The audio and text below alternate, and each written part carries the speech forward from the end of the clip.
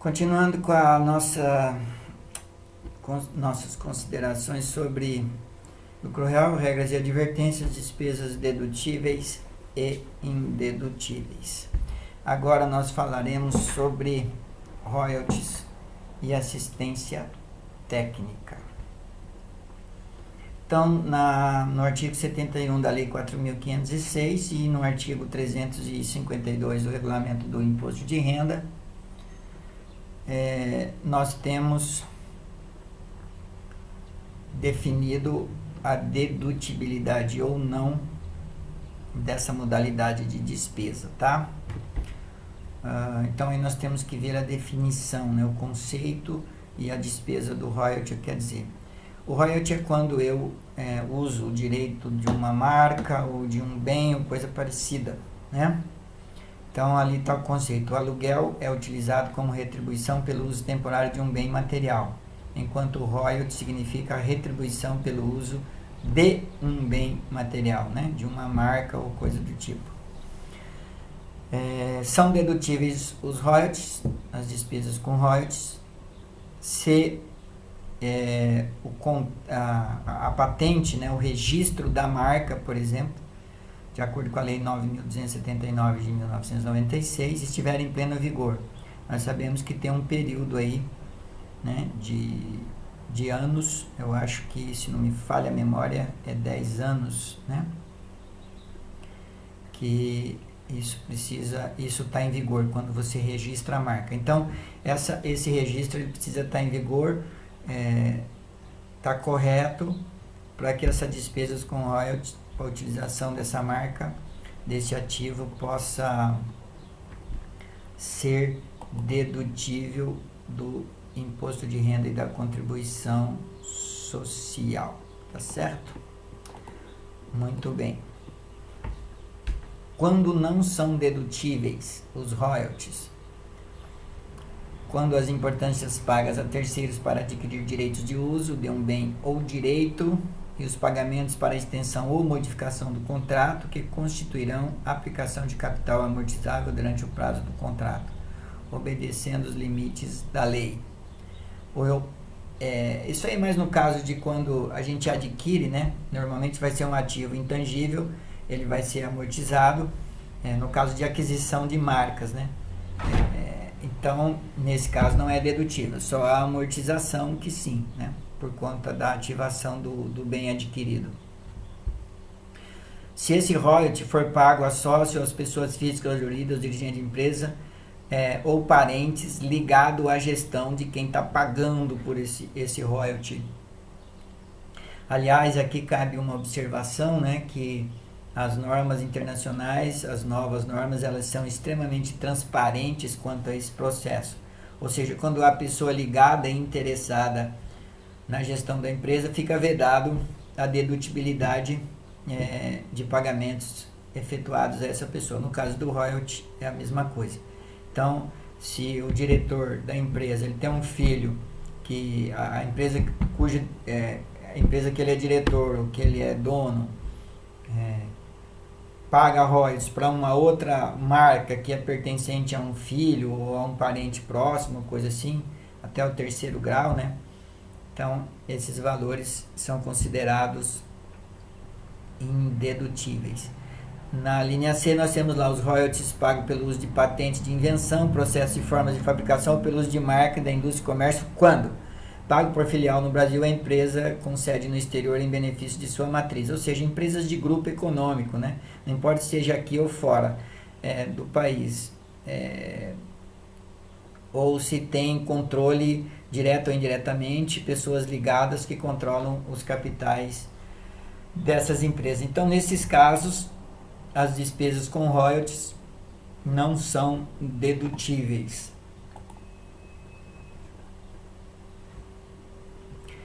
Também não são dedutíveis os royalties pelo uso da patente de invenção, processo, forma de fabricação, bem como marcas que não sejam objeto de contrato registrado no Banco Central do Brasil, se tiver ligado a empresas no exterior, né? Se esses valores são pagos e são transitados daqui para fora do Brasil, esse contrato do direito de utilização do bem ou da marca precisa ser registrado no Banco Central, porque vão transitar valores para outros países, né? E também cujos montantes excedem os limites periodicamente fixados pelo Ministério da Fazenda, né? Nós sabemos que esses trâmites de dinheiro para o exterior são limitados por uma série de legislações. Não convém, no caso, entrar aqui no mérito de quanto pode e quanto não pode.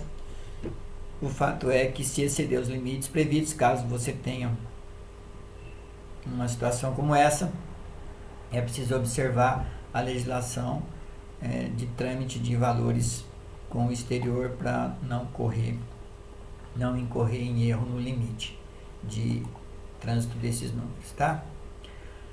Aqui no slide seguinte já tem o limite, né? Não me lembrava que tinha colocado aqui. A soma das quantias pagas a título de royalties não poderá ultrapassar o limite máximo de 5% da receita líquida das vendas do produto de fabricação ou vendido. Ou seja, tem uma marca, os royalties tem que ser no máximo 5% para dedutível. Você pode até pagar mais de royalties, mas para ser dedutível do imposto de renda e da contribuição, só 5%. A tabela em vigor diz que a indústria de base é aquela que produz, né, tem um percentual em torno de 5%, enquanto a indústria de transmissão tem um percentual oscilando em 2% e 4%. Na verdade, transmissão é quem comercializa e a indústria de base é quem produz. Dona. A despesa relativa ao resultado de equivalência patrimonial não é dedutível nas bases de ISL, porque esse prejuízo que gerou a equivalência negativa será compensado na empresa controlada e não na controladora. Então, quando a gente recebe investimentos ou dividendos com base na equivalência patrimonial, a gente exclui da base de cálculo essa receita, porque ela é tributável lá na empresa controlada ou coligada que gerou esse dividendo. O inverso é verdadeiro, né? Se essa equivalência ela foi negativa, eu tive uma perda no meu investimento, portanto eu tive uma despesa. E essa despesa não é dedutível, porque lá onde gerou esse prejuízo, esse déficit, na empresa coligada controlada, ela vai compensar na base de cálculo do imposto dela no futuro o prejuízo, né? Então, da mesma forma que o dividendo não é tributado para quem recebe, a despesa não é dedutível para quem a tem, ok? Perdão de dívida também não é dedutível, né? Por constituir mera liberalidade, né? Ou seja, alguém me deve, um cliente, eu fiz uma venda para ele, me deve, por alguma razão eu negocio um perdão dessa dívida. O fato de, na hora da venda, eu ter tributado, né? Eu tenho que obedecer aquela regra lá de provisão para devedores duvidosos, PCLD, aquela legislação da Lei 9.430, para tratar esse caso. Agora, caso eu resolva simplesmente perdoar a dívida, eu vou ter que adicionar na base de cálculo do imposto de renda e da contribuição social no livro de apuração do lucro real, né? Não pode ser dedutível essa perda. Continuando aqui, ainda nas nossas regras de advertências, assistência técnica, os valores pagos a pessoas jurídicas ou físicas domiciliadas no exterior a título de assistência técnica, científica, administrativa ou semelhante, sejam fixos ou com percentual aplicado sobre receita ou lucro, somente serão dedutíveis quando satisfizerem os seguintes requisitos, né? E aí tá os requisitos: constarem de contrato no Banco Central, né? Aliás, todas as vezes que nós tivermos trâmite de valores entre o Brasil e o exterior, isso precisa ser registrado no Banco Central para legalizar a operação, né? Corresponder a serviços efetivamente prestados à empresa através de técnicos, desenhos ou instruções enviadas ao país, ou estudos técnicos realizados no exterior por conta da empresa. não forem pagas ou creditadas pela filial da empresa com sede no exterior em benefício da matriz, né? Se for nesse caso, ela deixa de ser dedutível porque está no mesmo grupo econômico. Não forem pagos ou creditados à pessoa do administrador no exterior que mantenha direto e indiretamente o controle do capital com direito a voto. De novo, você percebe que isso aí são introduções das novas normas, que é a transparência, né? Se a gestão da empresa está ligada à pessoa que está recebendo o dinheiro, o benefício por conta da assistência técnica, isso fica indedutível. E se exceder os montantes fixados nos percentuais determinados pela Receita Federal do Brasil, certo? Muito bem. Esse aqui é um problema extremamente recorrente, né? Que até de muita dificuldade para ser fiscalizado. A Receita não consegue muitas vezes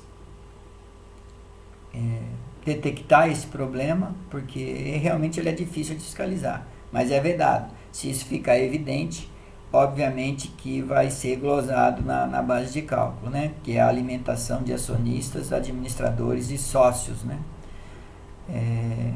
Não são aceitos como despesas os valores pagos como alimentação para sócios, acionistas e administradores. A aplicação desse dispositivo gera muita discussão, pois o conceito de administradores pode ser utilizado de forma ampla e incidir gerentes e superintendentes. É uma questão polêmica, né? Na verdade, o que ocorre na prática aqui é que todo mundo faz essa auditabilidade, né? Faz os relatórios de viagens. Há empresas até que faz esse relatório de viagem em nome de um outro funcionário para aproveitar essa despesa. Mas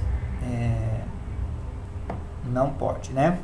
Aí tem uma solução de consulta, 53 de 2000, da 6ª Distrito Fiscal, diz que são indedutíveis as despesas por liberalidade, tais como representadas por passagens aéreas, hospedagem, pacote turístico, brindes, jantares de congressamento para clientes, né? Então, o fisco quer a parte dele, né? Ele não quer saber se você está fazendo relações públicas, né? Ele não financia esse tipo de operação, o famoso network, né?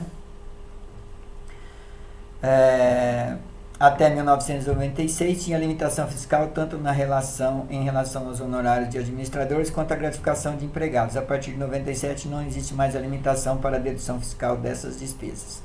Todavia, no caso dos administradores, nenhum benefício pago pela empresa é aceito como despesa para fins de IR e de CSLL. Aqui nós sabemos que as empresas de maior porte, elas têm todo um cuidado com esse tipo de atuação aqui. Mas as empresas de menor porte, né, ferem totalmente essa regra, ou seja, né, os administradores, que normalmente é o dono, é família, acabam usando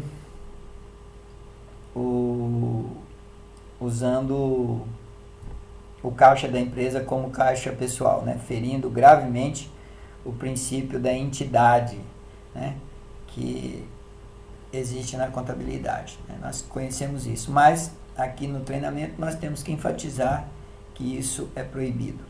Essa questão do limite da despesa de viagem, né, de R$16,57 por dia, que você está vendo aí no slide, também não é obedecido. Mas o que tem sido a regra, e a Receita Federal em geral tem aceito, não tem tido maiores problemas. Quando você elabora o relatório de viagem, a questão da despesa de viagem é não elaborar o relatório. Os comprovantes são até relativos, né? Mas o relatório de viagem, obviamente que os comprovantes têm que estar anexos, mas você precisa fazer o relatório de viagem, ele precisa constar quem viajou, quem autorizou, o motivo da viagem, o local, o horário, o assunto, né? Bem detalhado essas questões, para que as despesas possam ser dedutíveis. Obviamente que se uma conta no balanço apresentar valores muito distantes de uma despesa de viagens ou valores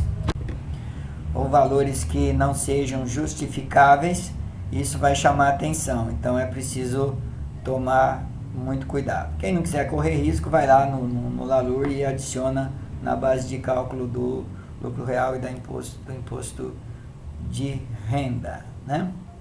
Aí nós temos, na verdade eu vou finalizar aqui, nós voltamos na próxima videoaula por questão de tempo e vamos falar sobre juros e multas, ok? Até já então.